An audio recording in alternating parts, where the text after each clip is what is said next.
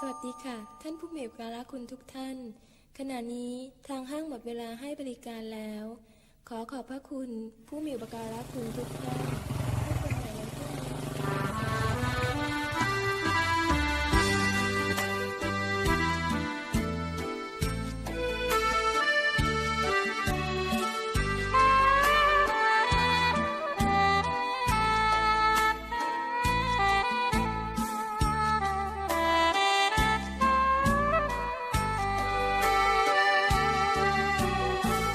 เป็นแฟนคนจนต้องทนหน่อยน้อง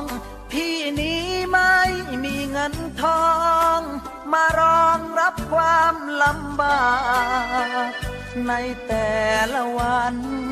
พี่นั้นต้องทำงานหนักถ้าไม่มีใจรักใครหนอจะร่วมทางได้ปัญหามากมายพาใจอ่อนล้าทั้งไม่เจตนาแต่ปัญหาก็มาจนได้จึงอยากให้น้องช่วยมองด้วยความเห็นใจ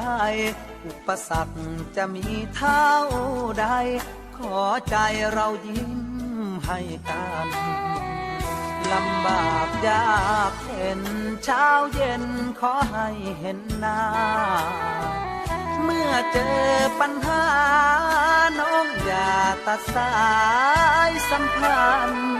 อยู่เป็นแรงใจเติมไฟให้กันและกัน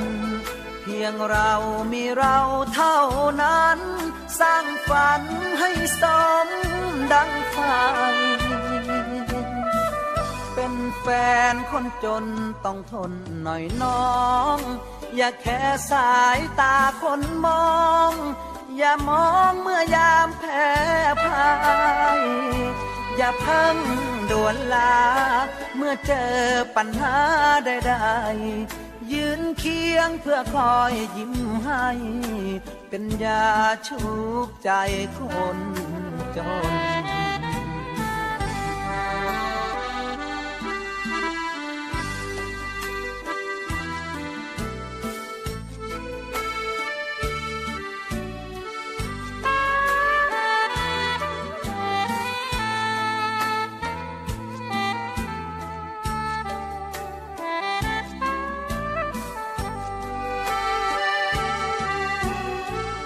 เป็นแฟนคนจนต้องทนหน่อยน้องอย่าแค่สายตาคนมองอย่ามองเมื่อยามแพ้พ่ายอย่าเพิ่งด่วนลาเมื่อเจอปัญหาใดๆยืนเคียงเพื่อคอยยิ้มให้เป็นยาชุบใจคนจน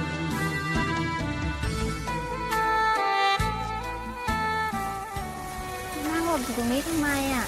เปียกฝนมาเลยได้ช่วยให้นะรู้ไหมว่าวันนี้วันอะไรอ่ะก็วันเกิดตัวเองไงล่ะแก้วใส่ให้นะเหนื่อยไหมนะเป็นแฟนคนจนต้องทนหน่อยน้องพี่นี้ไม่มีเงินทองมารองรับความลำบากคุณจะไม่พลาดการติดตามมิวสิกวิดีโอใหม่ๆและกิจกรรมความเคลื่อนไหวของ Grammy Go ได้ก่อนใครที่ YouTube Channel GMM Grammy Go Official กดเลย